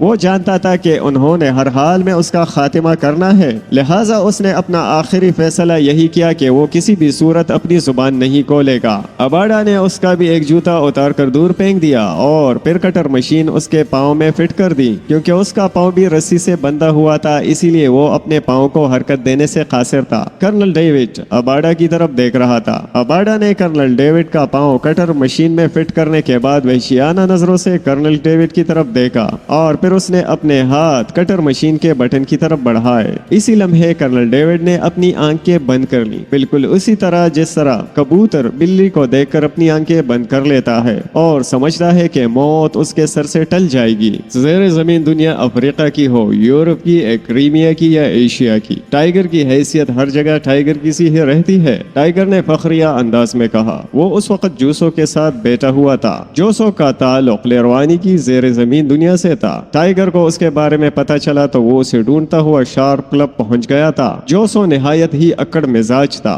उसकी टाइगर से जबरदस्त फाइट हुई और टाइगर ने उसे मिनटों में शिकस्त दी थी। जोसो ऐसे लोगों की फितरत के एन मुताबिक टाइगर का गर्विदा हो गया और उसने टाइगर को अपना दोस्त मान लिया। हाँ, मुझे तुम में ये खूबी नजर आ रही है, इसीलिए तो मैंने तुम्हारी तरफ दोस्ती का हाथ बढ़ाया है, वरना मैं तो किसी से सीधे मुंह बात करना पसंद ही नहीं करता।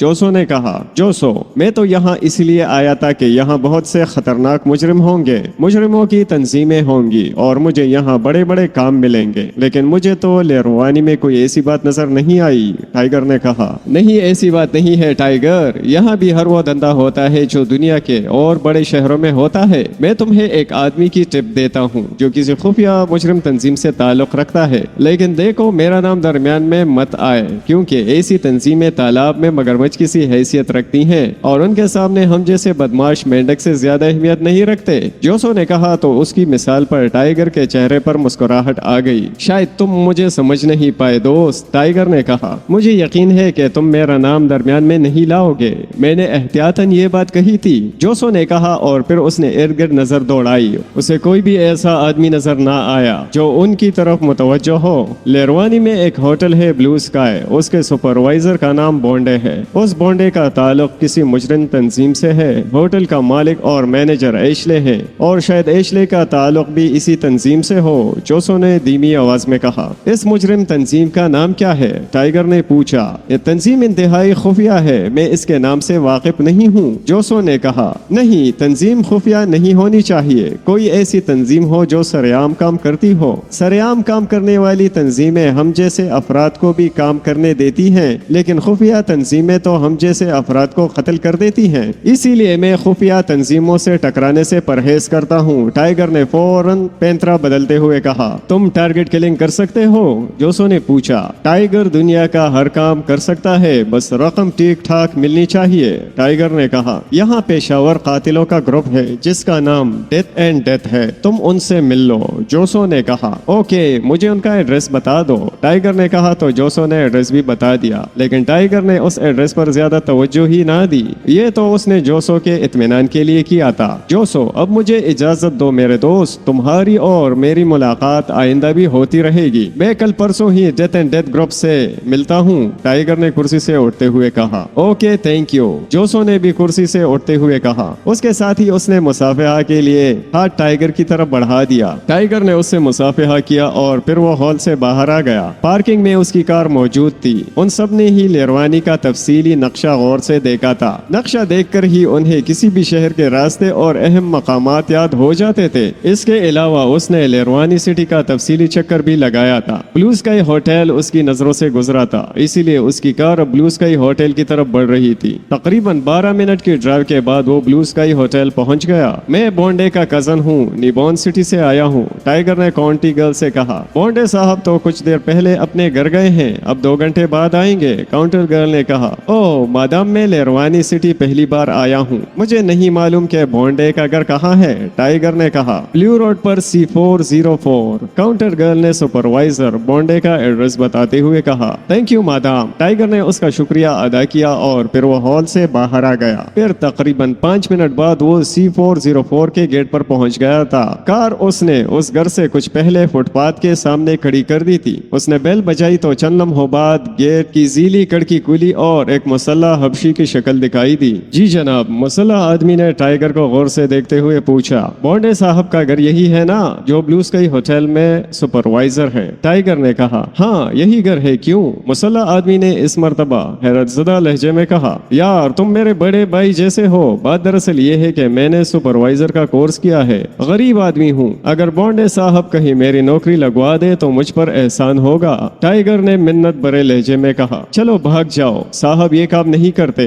मुसल्लह आदमी टाइगर को झड़कते हुए बोला, भाई अगर तुम कहोगे तो बॉन्डे साहब मेरी सिफारिश कर देंगे। मेरी नौकरी लग गई तो मैं पहले 6 महीनों तक अपनी तनख्वाह तुम्हें दूंगा, बेशक तुम मुझसे लिखवा कर ले लो। टाइगर ने मिस्कीन लहजे में कहा, क्या लिख कर दोगे मुझे? उस मुसल्लह आदमी ने सोचते हुए कहा, तुम मुझसे लिखवा लेना कि तुमने मुझे कुछ रकम उधार दी है और मैं तुम्हें वो रकम 6 महीनों में वापस करने का पाबंद हूँ। टाइगर ने कहा, उसका फेंका हुआ दाना काम कर गया था, लेकिन मैं बॉन्डे साहब को क्या कहूँगा? मुसल्लह आदमी ने कहा, यार मैं तुम्हारा कजन हूँ, तुम्हारा दोस्त हूँ, मोहल्लादार हूँ, तुम मुझसे कोई भी रिश्ता जोड़ सकते हो। टाइगर ने कहा तो मुसल्लह आदमी ने इस्बात के अंदाज में सर हिला दिया। ठीक है अंदर आ जाओ। मुसल्लह आदमी ने कहा तो टाइगर अंदर दाखिल हो गया। गेट के करीब ही एक बेंच पड़ा था। गेट के करीब रास्ता छोड़कर मेहंदी की बाड़ लगी हुई थी। तुम यहाँ बैठो, मैं बॉन्डे साहब से बात करके देखता हूँ। मुसल्लह आदमी ने बेंच की तरफ इशारा करते हुए कहा, सुनो भाई, अगर तुम बॉन्डे साहब की बीवी की मिन्नत कर लो तो फिर समझो कि मेरी नौकरी पक्की है। टाइगर ने कहा, साहब ने तो अभी शादी ही नहीं की। मुसल्लह आदमी ने कहा और फिर वो मुड़ा। टाइगर ने यह बात यही मालूम करने के लिए की थी। इससे उसे अंदाजा हो गया था कि बॉन्डे घर में सिर्फ 1-2 मुलाजिमीन के साथ रहता है। फिर जैसे ही वो आदमी अंदर जाने के लिए मुड़ा, टाइगर चीते की सी तेजी से हरकत में आया। मुसल्लह आदमी की कनपट्टी पर एक धमाका हुआ और वो नीचे गिर गया। नीचे गिरकर उसने उठने की कोशिश की तो टाइगर के बूट की नोक उसकी कनपट्टी पर लगी और इससे उस आदमी के हाथ पांव ढीले हो गए। वो बेहोश हो चुका था। टाइगर ने उसे उठाकर मेहंदी की बाड़ के पीछे फेंक दिया और फिर उसकी नब्ज चेक की। नब्ज के मुताबिक वो कम से कम आधा घंटा से पहले होश में नहीं आ सकता था। टाइगर ने उसकी तलाशी ली तो उसकी जेब से छोटी मोटी चीजों के अलावा हाथ का एक रुमाल भी बरामद हुआ। यह रुमाल इतना था कि टाइगर उस आदमी के हाथ बांध सकता था और इसका इरादा भी यही था कि वो उस मुसल्लह आदमी के हाथ बांध दे, लेकिन फिर उसने अपना इरादा बदल लिया। उसे याद आ गया कि ये लोग बहुत बड़े मुजरिम हैं और किसी रियायत के मुस्तहिक नहीं है।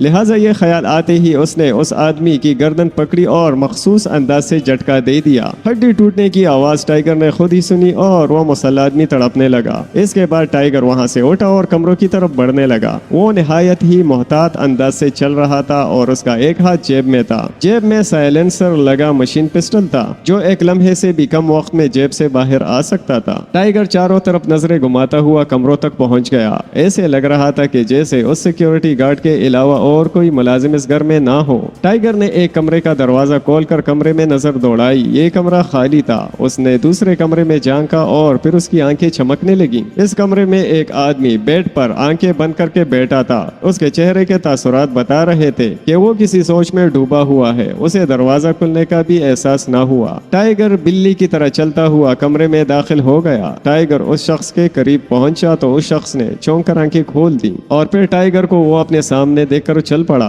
काका कौन हो तुम? उसने हैरत की शिद्दत से हकलाते हुए कहा। तुम्हारा नाम बॉन्डे है और तुम ब्लू स्काई होटल में सुपरवाइजर हो। टाइगर ने सख्त लहजे में कहा और उसके साथ ही उसने जेब में से मशीन पिस्टल निकाल लिया। हाँ मेरा नाम बॉन्डे है, लेकिन तुम कौन हो? बॉन्डे ने टाइगर के मशीन पिस्टल को नजरअंदाज करते हुए कहा, मेरा नाम डेथ एंड डेथ, मतलब तो तुम समझते ही हो, यानी मौत और मौत। टाइगर ने कहा, ओ तुम्हारा ताल्लुक डेथ एंड डेथ से है, लेकिन तुम्हें यहाँ किसने भेजा है? बॉन्डे ने हैरान होकर कहा, हमारे पेशे में क्लाइंट का नाम खुफिया रखा जाता है, जिस तरह तुमने अपनी तंजीम को खुफिया रखा हुआ है। टाइगर ने उसकी आंखों में देखते हुए कहा तो बॉन्डे एक बार फिर हैरतज़दा हो गया, लेकिन अगले ही लम्हे उसने खुद पर काबू पा लिया। मेरी तंजीम? मेरी कौन सी तंजीम है? बॉन्डे ने ایک بار پھر دھیمے لہجے میں کہا. پھر اس کا ہاتھ غیر محسوس طریقے سے اپنی جیب میں گیا اور پلک جھپکنے میں اس کے جیب سے ریوالور باہر نکل آیا. لیکن ٹائیگر بھی اس طرف سے غافل نہیں تھا، اسی لیے جیسے ہی بونڈے کا ریوالور والا ہاتھ سیدھا ہوا، ٹائیگر نے اس کے ہاتھ پر فائر کر دی. بونڈے کے منہ سے کربناک چیخ بلند ہوئی.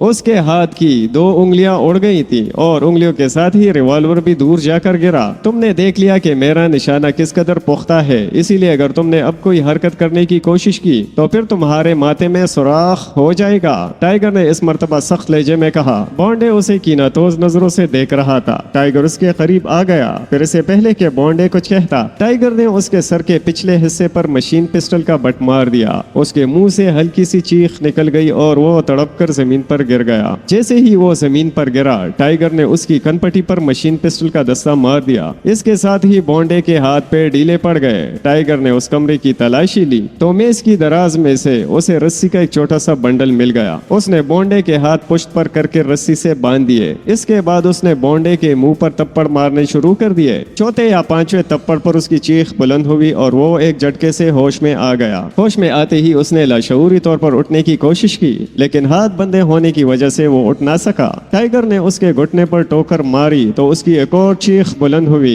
ہاں تو تمہاری تنظیم کا خوبصورت سا کیا نام ہے؟ ٹائیگر نے طنزیہ لہجے میں کہا. دیکھو، تمہیں جس نے بھی بھیجا ہے کسی غلط فہمی کی بنا پر بھیجا ہے. میرا کسی بھی تنظیم سے کوئی تعلق نہیں. بونڈے نے مضبوط لہجے میں کہا. اوکے، میں دیکھتا ہوں کہ تم میں کس قدر قوت برداشت ہے، ٹائیگر نے طنزیہ لہجے میں کہا اور اس کے بعد اس نے جیب سے ایک لمبے پل والا چاقو نکال لیا. تمہارا تعلق ڈیتھ اینڈ ڈیتھ سے تو نہیں ہے؟ بونڈے نے کہا. یہ بات تم کس طرح کہہ سکتے ہو؟ ٹائیگر نے اس کی آنکھوں میں دیکھتے ہوئے کہا. ڈیتھ اینڈ ڈیتھ پیشہ ور قاتلوں کی تنظیم ہے، ان کا کام صرف کلنگ ہے، اس طرح پوچھ گچھ وہ نہیں کرتے. بونڈے نے کہا تو ٹائیگر کے چہرے پر مسکراہٹ آ گئی. بونڈے، تم ایک ذہین آدمی ہو اور میں نہیں چاہتا کہ ایک ذہین آدمی میرے ہاتھوں ہلاک ہو جائے، اسی لیے بہتر یہی ہے کہ تم میرے سوال کے جواب دے دو. ٹائیگر نے سنجیدہ ہوتے ہوئے کہا. مسٹر، تم ایسے سوال کر رہے ہو جو میری سمجھ سے بالا تر ہیں، اب میں ان کا کیا جواب دوں؟ بونڈے نے منہ بناتے ہوئے کہا تو ٹائیگر نے اسبات میں سر ہلا دیا اور پھر اس کا خنجر والا ہاتھ بجلی کی سی تیزی سے حرکت میں آ گیا. اگلے ہی لمحے کمرہ بونڈے کی دلخراش چیخ سے گونج اٹھا. ٹائیگر کے چلائے ہوئے خنجر نے بونڈے کی ایک آنکھ نکال کر فرش پر پھینک دی تھی. بونڈے بندہ ہونے کے باوجود تڑپنے لگا. ٹائیگر نے ایک ہاتھ اس کے سینے پر رکھا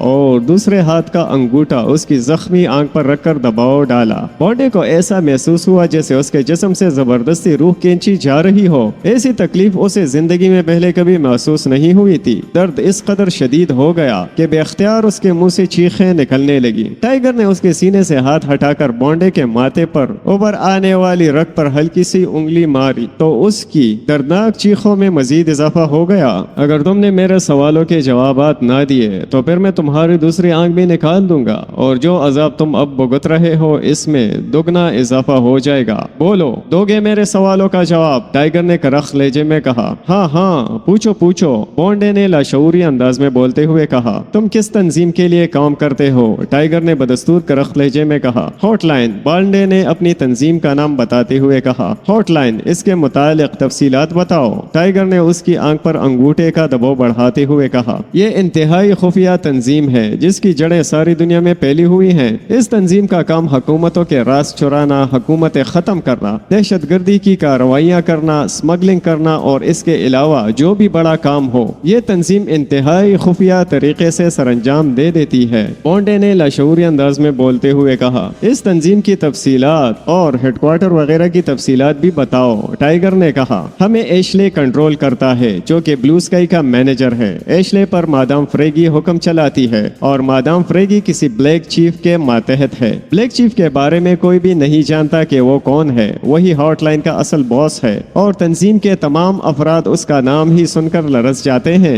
بلو اسکائی ہوٹل کے علاوہ بلیک ڈریم نائٹ کلب بھی ہاٹ لائن کی ملکیت ہے. اس نائٹ کلب کے تہخانوں میں ہاٹ لائن نے اپنا ٹارچر سیل بنایا ہوا ہے جہاں ہاٹ لائن کے دشمنوں اور ایسے افراد کو جنہیں ہاٹ لائن کے متعلق کچھ معلوم ہو جائے اذیتیں دے کر ہلاک کر دیا جاتا ہے. اس وقت بھی ہاٹ لائن کے 3 دشمن وہاں پہنچائے گئے ہیں. باس ایشلے ان سے پوچھ گچھ کے لیے گیا ہے. پوچھ گچھ کے بعد ان دشمنوں کو بھی اذیتناک طریقے سے ختم کر دیا جائے گا. بونڈے نے طویل گفتگو کرتے ہوئے کہا. ان 3 افراد کی ہاٹ لائن سے کیا دشمنی ہے؟ ٹائیگر نے اس سے کہا. بلیک چیف نے بتایا बताया है कि बहुत से दुश्मन लेरवानी आ रहे हैं। दुश्मनी की वजह ब्लैक चीफ ने भी नहीं बताई, इसीलिए किसी को भी ये नहीं मालूम कि उन अफराद को हॉटलाइन से क्या दुश्मनी है। बॉन्डे ने कहा, ब्लैक ड्रीम नाइट क्लब का रास्ता कहाँ है? टाइगर ने उससे पूछा। दो रास्ते हैं, एक तो बॉस एशले की ऑफिस से जाता है और दूसरा क्लब के साथ वाली गली से जाता है। उस गली में तमाम रिहायशी मकान क्लब मुलाजमीन के हैं और उन मुलाजमीन का तंजीम से भी ताल्लुक है, बॉन्डे ने कहा, और उसके बाद उसने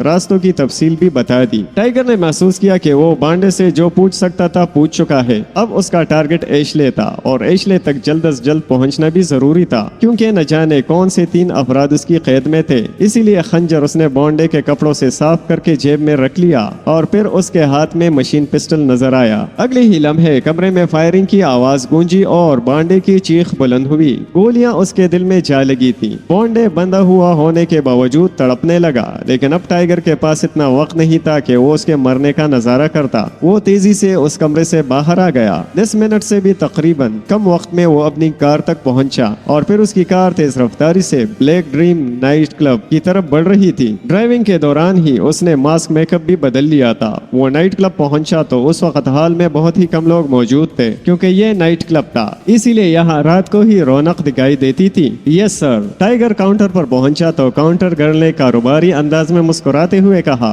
टाइगर ने अपने इर्द गिर्द नजर दौड़ाई। मुझे ब्लैक चीफ ने भेजा है, मुझे फौरी तौर पर एशले से मिलना है और ब्लैक चीफ का इंतहाई खुफिया और अहम पैगाम देना है, और हाँ, किसी और को ये बात मालूम नहीं होनी चाहिए कि मैं एशले से मिलने आया हूँ। टाइगर ने इंतहाई पुरस्कार अंदाज में कहा तो काउंटर गर्ल परेशान हो गई। लेकिन सर, काउंटर गर्ल ने कुछ कहना चाहा, लेकिन टाइगर ने उसकी बात काट दी। ब्लैक चीफ को मालूम है कि एशले इस वक्त इस पॉइंट पर मौजूद है और ब्लैक चीफ ने मुझे तहखाने का रास्ता भी समझा दिया है जो एशले के ऑफिस से जाता है। टाइगर ने जल्दी से कहा, ओके सर, मैं आपको बॉस के ऑफिस में भिजवा देती हूँ। काउंटर गर्ल ने मुअद्दबाना लहजे में कहा और फिर उसने कोने में खड़े हुए एक मुसल्लह आदमी को इशारे से करीब बुलाया। ये बॉस के खास मेहमान है, इन्होंने बॉस के ऑफिस में बैठकर उनका इंतजार करना है, तुम इन्हें बॉस के ऑफिस में पहुंचा आओ। काउंटर गर्ल ने मुसल्लह आदमी से कहा। Yes miss. आइए सर। मुसल्लह आदमी ने पहले काउंटर गर्ल से और फिर टाइगर से कहा। हालात के मुताबिक उसने एक बात बना ली थी जिसकी वजह से वो एशले के कमरे तक आसानी से पहुंच रहा था, वरना उस कमरे तक पहुंचने के लिए उसे कई अफराद को मौत के घाट उतारना पड़ता।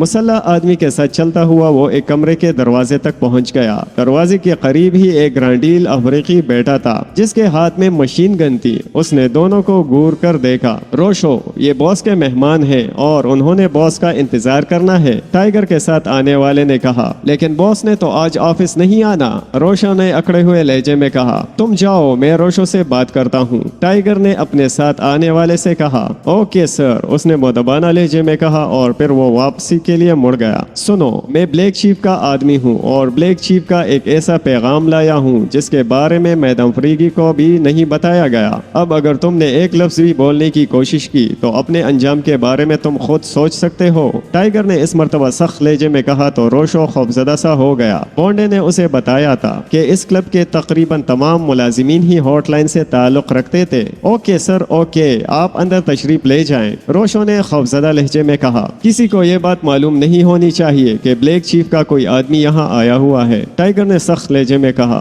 यस सर, ओके सर, मुझे मालूम है सर, रोशो ने सर की तकरार करते हुए कहा। फिर उसने मुअद्दबाना अंदाज में कमरे का दरवाजा भी खोल दिया। टाइगर कमरे में दाखिल हो गया और उसने दरवाजा अंदर से बंद कर लिया। इस तरह करने से अब किसी के भी इस कमरे में आने का इम्कान नहीं रहा था, क्योंकि ये बॉस का कमरा था, इसलिए कोई कमरे के दरवाजे को तोड़ने की जरूरत भी नहीं कर सकता था। दरवाजा बंद करने के बाद टाइगर ऑफिस टेबल की तरफ बढ़ा। ऑफिस टेबल पर ही बिजली का एक बोर्ड नस्ब था। उस बोर्ड पर 2 सफेद रंग के और 2 सब्ज रंग के बटन थे। टाइगर ने सब्ज रंग के दोनों बटनों को बेयक वक्त प्रेस किया तो 20 सेकंड बाद एक दीवार के साथ लगी हुई कद-ए-आदम अलमारी एक तरफ खिसक गई और दीवार में एक खला नजर आने लगा। टाइगर उस खला की तरफ बढ़ा। खला की दूसरी तरफ सीढ़ियां दिखाई दे रही थीं। टाइगर सीढ़ियां नीचे उतरने लगा। सीढ़ियों का इख्तिताम एक गैलरी में हुआ। गैलरी के दोनों जानिब दरवाजे दिखाई दे रहे थे जबकि गैलरी आगे जा रही थी। टाइगर आगे बढ़ा। चंद कदम चलने के बाद टाइगर एक दरवाजे पर रुक गया। फिर उसने उस दरवाजे पर दबाव डाला तो वो दरवाजा खुल गया और वो अंदर दाखिल हो गया। ये एक बड़े साइज का कमरा था। कमरे के एक कोने में बहुत सी कुर्सियां रखी हुई थी, जिनमें से 3 कुर्सियों पर 3 अफराद मौजूद थे। जो कि उन कुर्सियों से जकड़े हुए थे। उनमें से 2 अफराद बेहोश थे जबकि एक होश में दिखाई देता था, लेकिन उसने अपनी आंखें बंद की हुई थी। बेहोश अफराद में से एक की टांग कटी हुई दिखाई दे रही थी। दोनों बेहोश आदमी इसराइली दिखाई दे रहे थे और उन 3 अफराद के अलावा एशले भी अपनी साथियों के साथ यहाँ मौजूद था। एशले का तफसीली हुलिया उसे बॉन्डे ने बताया था, इसीलिए टाइगर ने उसे देखते ही पहचान लिया। इसराइलियों के साथ बैठे हुए आदमी के बारे में टाइगर का दिल गवाही दे रहा था कि वो कर्नल डेविड है। उस आदमी के कदमों में भी एक आदमी बैठा हुआ था जिसने जूसर टाइप की एक मशीन को उस आदमी के पैर से लगाया हुआ था। टाइगर ने एक नजर में ही उस सारे मंजर का जायजा ले लिया था। वहाँ मौजूद सब अफराद टाइगर को देखकर हैरत ज़दा हो गए थे। कौन हो तुम? एशले ने हैरत और गुस्से के मिले जुले तासरात के साथ कहा। तुम यकीनन एशले हो। टाइगर ने उसके सवाल को नजरअंदाज करते हुए कहा, हाँ, लेकिन तुम कौन हो? एशले ने टाइगर के सवाल का जवाब दिया और साथ अपने सवाल को भी दोहरा दिया। मुझे रहने दो, ये बताओ कि ये कौन है? टाइगर ने उस आदमी की तरफ इशारा करते हुए कहा जिसके पाँव में जूसर जैसी मशीन फिट थी, जिसने पहले आंखें बंद की हुई थी लेकिन अब वो आंखें खोलकर हैरत से टाइगर को देख रहा था। इसका नाम कर्नल डेविड है और ये इसराइली किसी एजेंसी से ताल्लुक रखता है। लेकिन तुम कौन हो? एशले ने कहा तो टाइगर ने इस बात के अंदाज में सर हिला दिया। उसका ख्याल दुरुस्त साबित हुआ। सवाल जवाब भी कर लेंगे, इतनी जल्दी क्या है? टाइगर ने इस मर्तबा मुस्कुराते हुए कहा। फिर इससे पहले कि एशले उसकी बात का जवाब देता, कमरे का दरवाजा धमाके से खुला और कमरा तेज फायरिंग से गूंज उठा। टाइगर ने बिजली की सी तेजी से ऊपर की जानिब छलांग लगाई, जिसकी वजह से गोलियां उसके नीचे से निकल गईं। फायरिंग की आवाज के साथ कि उसने चीखों की आवाजें भी सुनी। ये आवाजें एशले के 2 साथियों की थी जो फायरिंग की जद में आ गए थे। एक तो वो आदमी था जो कर्नल डेविड के कदमों में बैठा हुआ था। टाइगर ने बुलंद होते ही कमरे में दाखिल होने वालों पर नजर डाली। कमरे में एक स्मार्ट और चुस्त सी लड़की दाखिल हुई थी। उस लड़की के अलावा 4 मर्द और भी थे और वो सब जदीद असलहा से मुसल्लह थे। चूंकि उन्होंने कर्नल डेविड के कदमों में बैठे हुए आदमी को हिट किया था, इसीलिए टाइगर के अंदाजे के मुताबिक ये कर्नल डेविड के साथी थे। फिर अगले ही लम्हे टाइगर के इस ख्याल की भी तस्दीक हो गई, क्योंकि एशले और उसके साथियों ने आने वालों पर फायर खोल दिया था, लेकिन वो सब तेज रफ्तारी से फर्श पर गिर गए और गिरते ही रोलिंग करने लगे। फिर उसी लम्हे एक के बाद दीगरे 3 धमाके हुए और कमरा धुएं से भर गया। टाइगर जो छलांग लगाने के बाद वापस एक कोने में आ गिरा था और दोनों ग्रुप्स की लड़ाई देख रहा था। को इस धुएं में अपना दम घुटता हुआ सा महसूस हुआ। उसने सांस रोकने की कोशिश की, लेकिन उसे देर हो चुकी थी, क्योंकि अंधेरा उसके दिमाग पर हावी हो गया था और फिर उसकी आंखें बंद होती चली गईं। इमरान सीरीज हॉटलाइन का छठा हिस्सा अपने अख्तिताम को पहुंचा। उम्मीद है ये आपको पसंद आई होगी। आप लोगों से गुजारिश है कि प्लीज हमारे चैनल को सब्सक्राइब करें और वीडियोस को शेयर करें ताकि हमारा चैनल आपकी मदद से मोनेटाइज हो सके। शुक्रिया।